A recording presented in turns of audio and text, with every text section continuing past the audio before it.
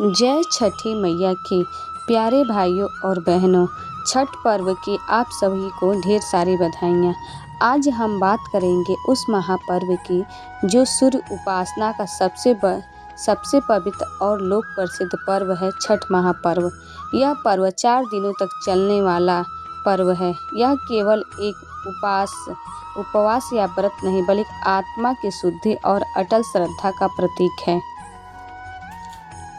छठ मैया की पूजा में कोई मूर्ति नहीं होती, कोई दिखावा नहीं होता, बस होती है सच्ची आस्था और असीम भक्ति।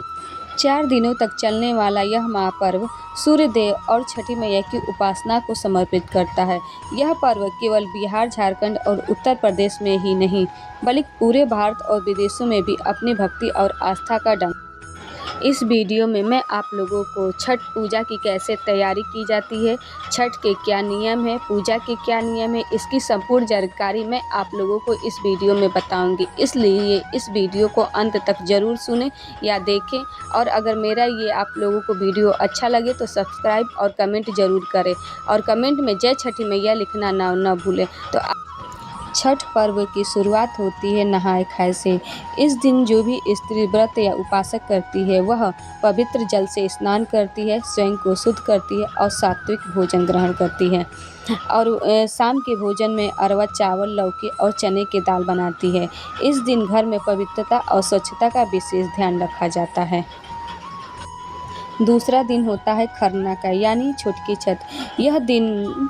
इस दिन जो भी स्त्री व्रत करती है वह आत्मसंयम, त्याग और तपस्या का दिन माना जाता है। पूरा दिन निर्जला उपवास रखने के बाद सूर्यास्त के समय स्त्री प्रसाद बनाती हैं। गुड़ और चावल की बनी खीर और रोटी का प्रसाद ग्रहण करती हैं केले के पत्ते पे। जब यह प्रसाद ग्रहण किया जाता है तब उसी समय साथ अगले 36 घंटे का निर्जला व्रत शुरू होता है। तीसरा दिन संध्या अर्घ का दिन होता है। तीसरे दिन का दृश्य अद्भुत होता है और बहुत ही सुंदर होता है। घाटों पर दीप जगमगाते हैं। महिलाएं जल में खड़ी होकर अस्ताचलगामी सूर्य को अर्घ देती है। पूरा वातावरण गूंजता है छठ माता की गीतों से, नगाड़ों की और भक्तों की जयकारों से। लोग गाते हैं कांच की, बांस की बहंगियाँ जैसे पारंपरिक धुन हर तरफ गूंजते रहते हैं। यह छठ परिवार, सामाजिक और प्रकृति के मेल का उत्कृष्ट प्रतीक है। हर कोई सूर्य देव से प्रार्थना करता है कि हे प्रभु, हमारे जीवन में सुख और समृद्धि बनाए रखें। चौथा दिन होता है यानी उगते हुए सूर्य का अर्घ। अंतिम दिन का महत्व और भी गहरा होता है। जब उगते हुए सूर्य की पहली किरण जल पर पड़ती है तो स्त्री अपने दोनों हाथों से अर्घ चढ़ाकर सूर्य देव और छठी मैया से आशीर्वाद मांगती है। यही वह पल होता है जब भक्त की सारी थकान और सारा तप मिट जाता है और मन में बस एक ही भाव रह जाता है, मैया ने मेरी पुकार सुन ली।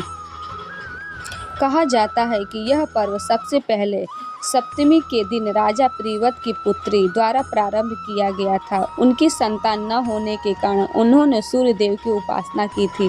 छठी मैया ने वरदान दिया और उनकी गोद में पुत्र रत्न आया। तब से यह पर्व जन कल्याण और संतान सुख का प्रतीक बन गया है।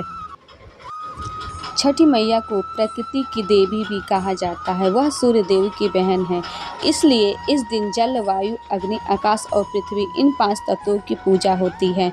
घाटों पर लोग केवल अर्घ ही नहीं चढ़ाते, बल्कि प्रकृति के प्रति कृतज्ञता भी व्यक्त करते हैं। आज छठ पर्व एक उत्सव बन चुका है जो सीमाओं से परे है। चाहे कोई दिल्ली में रहे, मुंबई में रहे, पटना में रहे, दुबई में रहे, जहाँ भी छठी मैया की पूजा होती है वहाँ भारतीय संस्कृति की महक फैलती रहती है।